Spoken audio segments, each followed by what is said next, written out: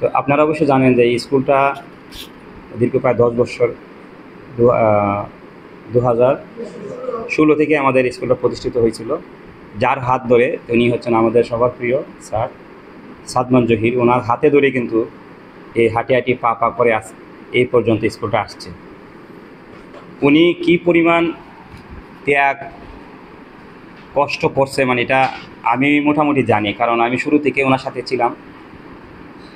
বিভিন্ন সময় বিভিন্ন পরামর্শে বিভিন্ন কাজে আমি অঙ্গাঙ্গিভাবে জড়িত ছিলাম, যে কারণে আমি জানি এই আল হিকমা বিদ্যানিকেতন এত সহজে এই অবস্থানে আসে না। অনেক কষ্ট অনেক ত্যাগের মাধ্যমে কিন্তু এর মধ্যে এই দীর্ঘ 10-11 বছরের ভিতরে কিন্তু স্কুলের পিছনে অনেক ষড়যন্ত্র হয়েছে যেন স্কুলটা এই অবস্থানে না আসতে পারে।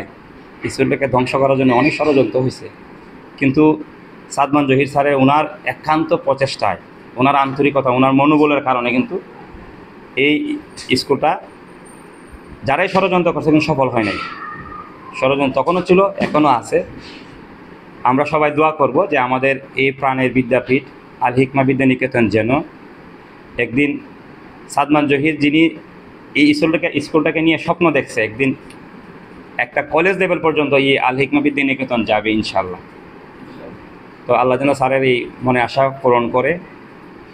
আর আমি যেহেতু আজকে নতুন জয়েন করছি আপনাদের হেড টিচার হিসাবে, আমি আপনাদের সবার সহযোগিতা, সবার আন্তরিক যে মানে সহযোগিতার আমি আশা করব, কারণ এই প্রতিষ্ঠানটা আমার আপনার সবার। আর একটা প্রতিষ্ঠান আপনার দাঁড় করাতে গেলে আপনি একা কিছু করতে পারবেন না।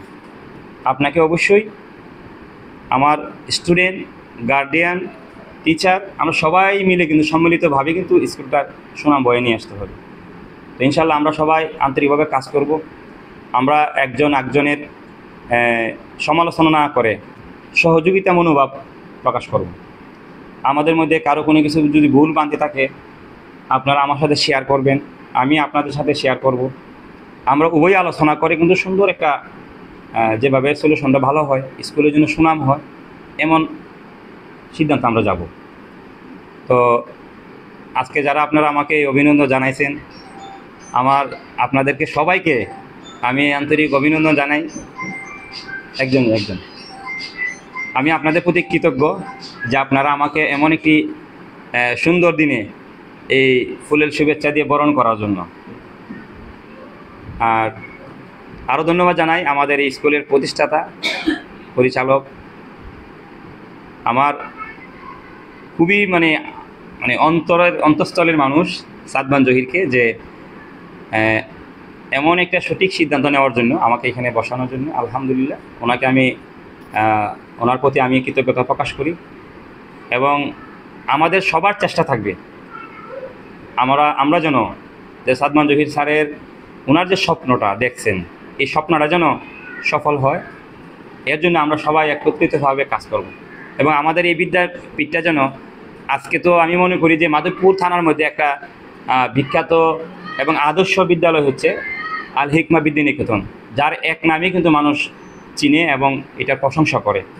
তো আমরা চেষ্টা করব আগামী দিনগুলোতে যেন আমরা এইভাবে স্কুলটাকে দাঁড় করাতে পারি, যেন এই স্কুলটা শুধু মাধবপুর থানার মধ্যে নয়, বৃহত্তর হবিগঞ্জ জেলার মধ্যে যেন একটা সেরা বিদ্যাপীঠ হিসেবে আমরা প্রমাণ করতে পারি। তো আপনারা যদি আমাকে সহযোগিতা করেন, আপনারা যদি আমাকে ভালোবাসেন, আর আমরা সবাই যদি সম্মিলিতভাবে যদি কাজ করি, আমাদের মেধার ভিত্তিতে, স্কুলের শিক্ষার মানের ভিত্তিতে এবং শৃঙ্খলা, ডিসিপ্লিন সবগুলোর ভিত্তিতে কিন্তু আমরা একদিন প্রমাণ করব যে আমাদের এই আল হিকমা বিদ্যানিকেতন বৃহত্তর হবিগঞ্জ জেলার মধ্যে একটা সেরা বিদ্যালয় হিসেবে প্রতিষ্ঠিত হবে।